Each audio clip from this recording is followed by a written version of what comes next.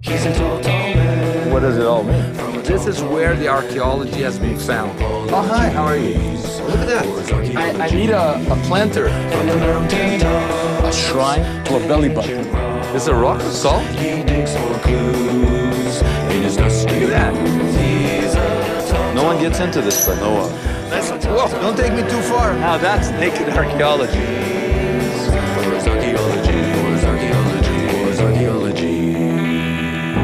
The Bible tells us the story of Moses and the Exodus and the Israelites being led to the Promised Land.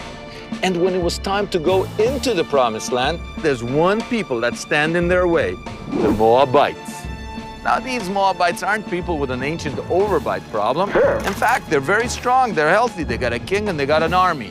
But when they confronted the Israelites, they didn't send armies and they didn't send kings. They sent one man and his talking donkey. They sent one man, Bilaam, and his Wait, I've got the giggles now with the talking donkey. You think it's funny, but it's proof. Bilaam, and he came with his talking donkey.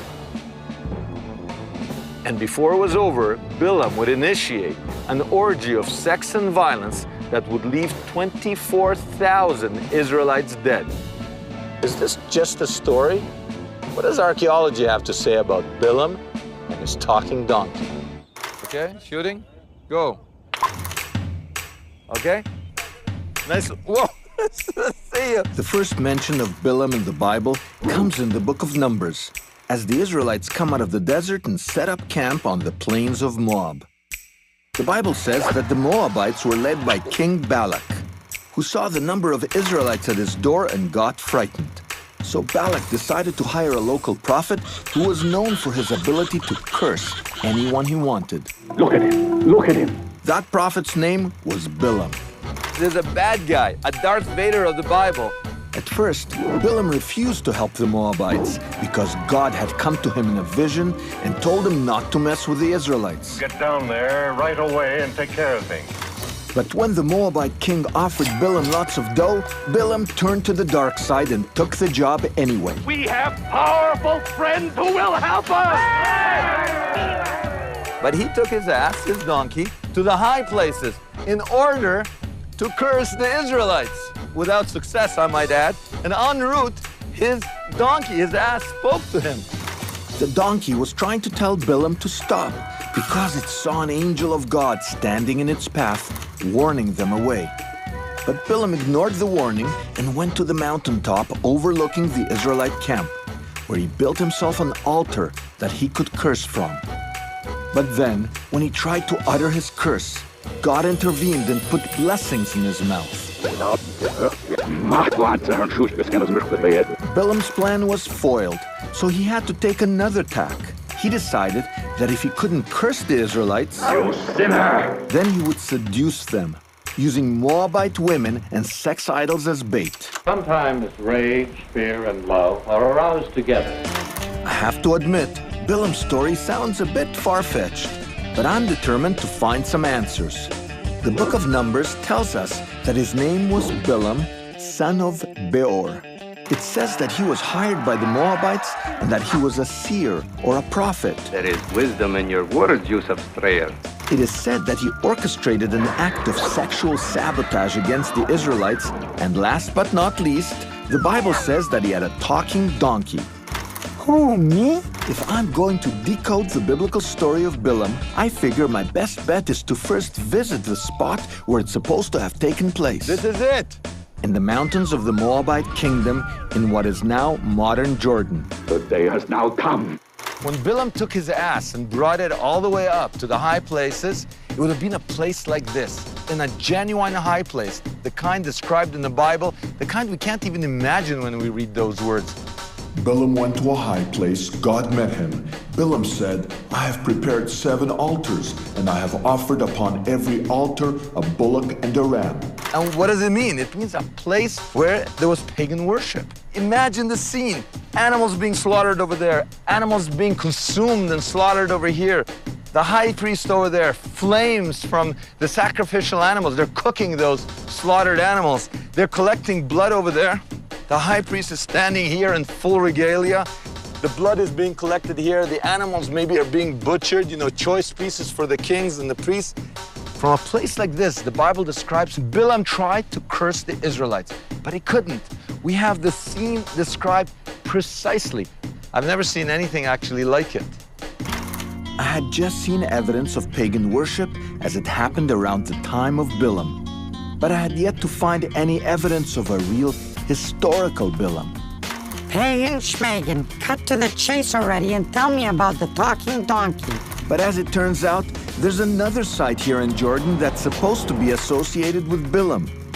Here, in the ancient city of Deir Allah, there are artifacts from a pagan temple that was known for sex priestesses and ritual sex practices that just might have been the headquarters for Bilaam's pagan congregation. He's a tall man. He's a tall man. I'm looking for archaeology that can give me some insight into the biblical story of Bilaam, the pagan prophet who tried to curse the Israelites when they were crossing into the Promised Land. Don't forget he had a talking donkey. So far, I traveled to Jordan, and I'd seen a pagan sacrificial altar that fits with the story of Bilaam found in the Bible. Look at this, it's an amazing complex. But there's another site here in Jordan that has the remains of a temple that's believed to have been built by a cult that venerated Bilaam and his gods. The site is called Deir Allah, an ancient Moabite city less than an hour's drive from the Jordan River. I'm here to see what I can dig up.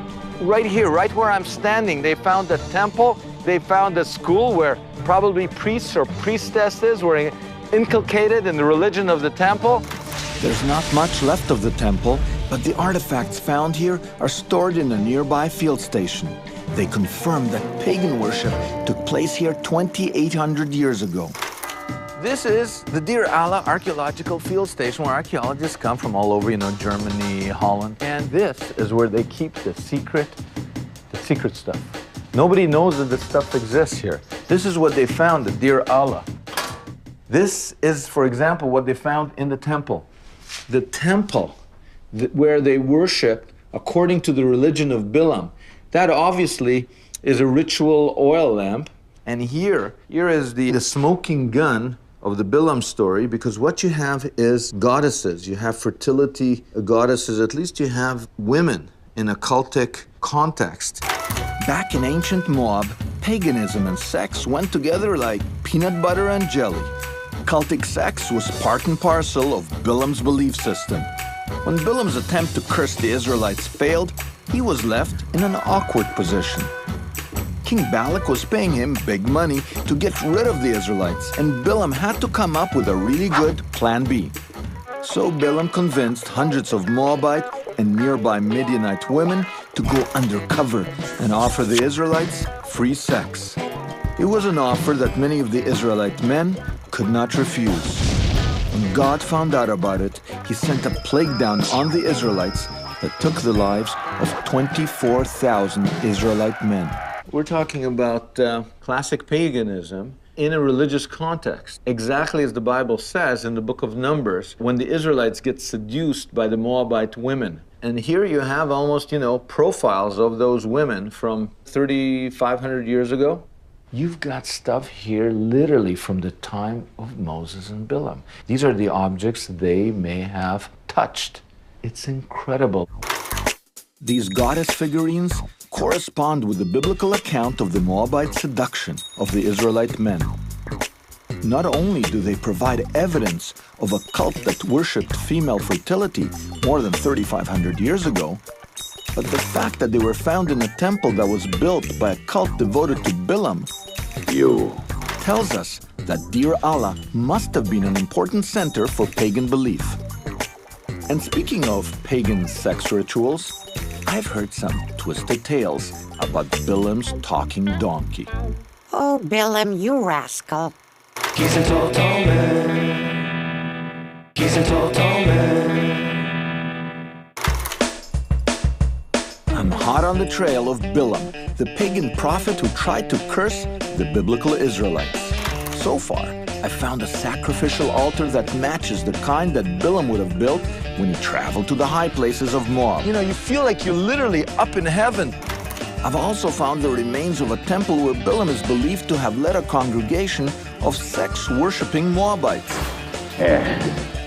Again, corroborating the biblical narrative about Bilaam's attempt to seduce the Israelites. But there is still one part of the story that I'm having some trouble with. You know which part? Bilaam's talking donkey. Oh boy, finally the part about the talking donkey. You see, when Bilaam was traveling with his donkey to the high places of Moab, an angel of the Lord appears and stops the donkey right in its tracks. Bilaam doesn't see the angel, only the donkey does. So Bilaam starts to beat his donkey in order to get her moving. The donkey is so frightened by the angel, she crushes Bilaam's leg, causing Bilaam to beat her over and over again until finally she turns to Bilaam and says, Why are you beating me? Haven't I done everything you've asked me to?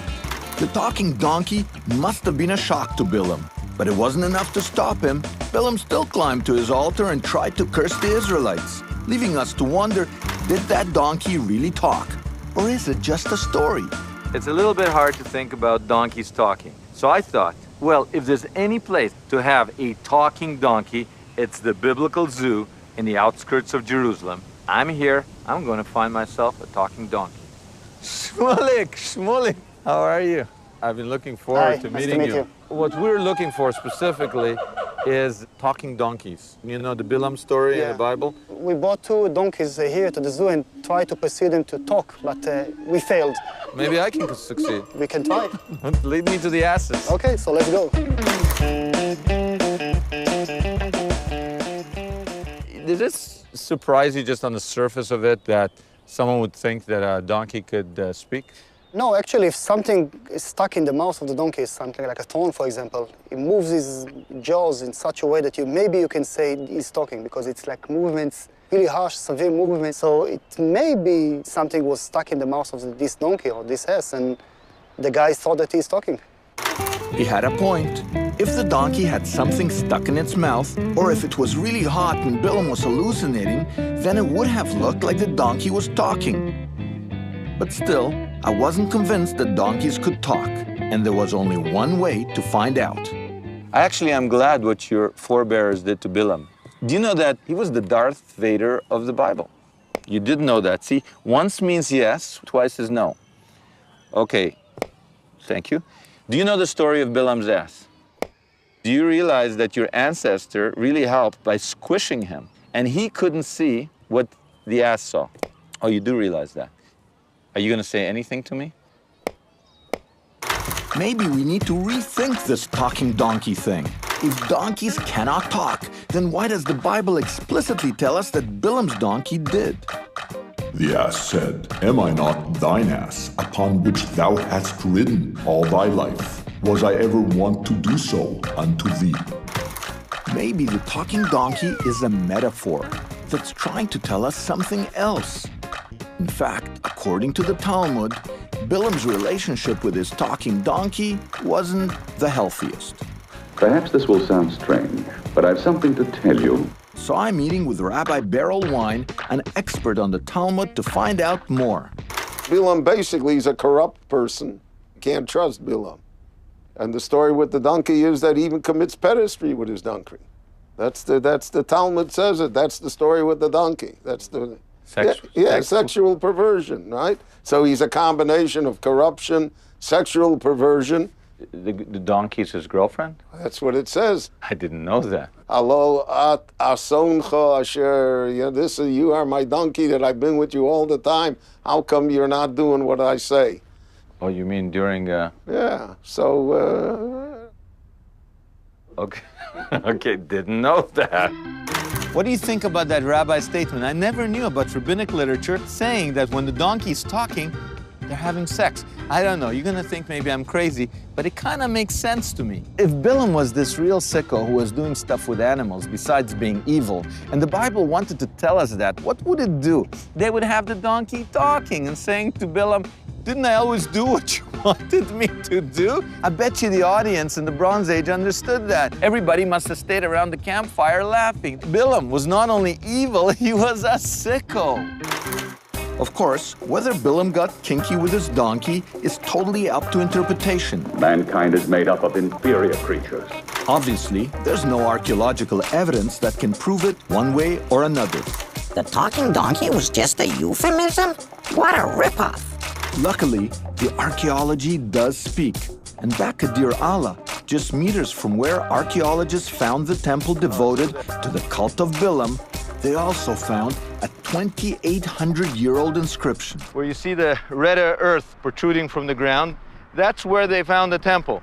And only a few meters away, over here, they found one of the earliest inscriptions ever of Hebrew, Aramaic, Phoenician, meaning one of the earliest inscriptions ever in the language of the Bible, the 5 books of Moses. It gets better. They found the name Bilaam, son of Beor. How much better can it get? But the earliest prophetic writing of any kind anywhere. Right here, right where I'm standing, the inscription confirms Bilaam, son of Beor. His spirit lives in me. He was here. And I'll continue his mission of vengeance. He's a tall, tall man. He's a tall, tall man. I was looking for evidence that Bilaam was a real historical figure, a real prophet that existed during the time of Moses, back when the Israelites were trying to make their way into the Promised Land. So far, I had found evidence of a temple devoted to the same-sex goddesses that Bilaam would have used to convince the Moabites to seduce the Israelites. Only these guys think that he's the good guy.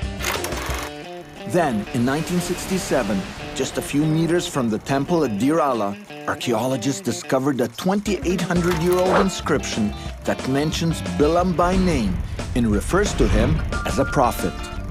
If the Bilaam who is named in the inscription is the same Bilaam that's named in the Bible, then this inscription is the only physical evidence for anyone mentioned in the first 5 books of the Bible. But the inscription isn't at Deir Allah anymore. It's now stored in the museum in Amman, the capital of Jordan. So I'm going there to take a closer look. Look at this place. It's fantastic. Come on, come on. The inscription is in ancient Aramaic, and the most important passages are written in red ink, surrounded by a red border, much the same as you see today in newspapers and magazines. But for some reason, the inscription is hidden away. Most of the museum's visitors seem more interested in the Dead Sea Scrolls, which happen to be on display just down the hall. People milling about, nothing very fancy. The one place you would not think of looking is there. It's the Deir Allah inscription. You could actually see the writing. Whoa, I don't want to drop it. Whoa, look at it. The puzzle, one of the most important archaeological finds. Oh, this is really good. This is good. You can really see, look how clear the red is. And you can see here the writing, it's so clear. Bilaam, son of Beor, the prophet who was the seer of the gods. The Bilaam inscription mentions Bilaam by name and says that he was a prophet and a seer, but it also refers to him as Bilaam, son of Beor, the very same name that's used in the Bible. Don't try this at home, folks. I wanted to look at the inscription a bit more closely, which meant I had to take it out of the drawer. In the original, it was up on a wall. Here you see red, perfect. Here you see the red frame. Here also you see traces of the red frame. You can actually make out the word. I mean, it's easy to read. We're talking about the most ancient prophetic text. This is at least 800 years older than the Dead Sea Scrolls. It's telling a story that's 3,500 years old. It mentions by name, exactly, no variant, a biblical figure. It's the oldest, probably, version of this kind of Hebrew Aramaic text, and the letters, as you can see, are perfectly preserved. The inscription isn't the only amazing artifact in the Amman Museum that connects the biblical story of Bilaam to archaeology. there's a fragment of the Dead Sea Scrolls here. So I'm going to the other side of the museum, where I'm meeting with Professor Israel Knoll, a leading expert on the Dead Sea Scrolls.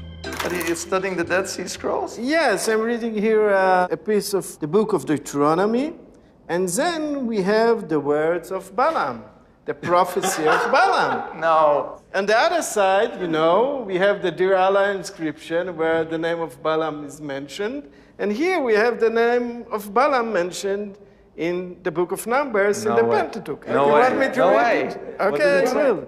נאום שומריה אמראל ויודע דעת עליון. Which means? These are the words of the man who knows God, knows the words of God. The seer. And the seer who hear the words of God. Balaam is the only personality which is mentioned in the Torah that we have extra biblical reference to it. It is beautiful that we have the text of the words of Balaam here, and here we have the evidence outside of the Bible that this man really lived and was active and was a seer, exactly as it is said in the Torah, in the Pentateuch.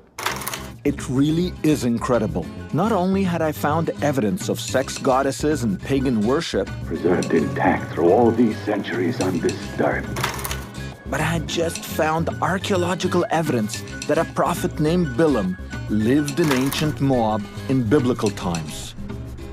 Incredibly, without the museum realizing it, they are displaying, only a few meters from each other, a fragment of the Dead Sea Scrolls and a fragment of the Dear Allah inscription. Can you imagine if they realized this and they put it next to each other? Both of which mention Bilaam, son of Beor. Can you imagine what a display that would be? Together, they perfectly corroborate the Bilaam story found in the Book of Numbers. Let's hear it for the Bilaam inscription. This is the greatest synchronicity between archaeology and the Bible, and so far, no one seems to have noticed.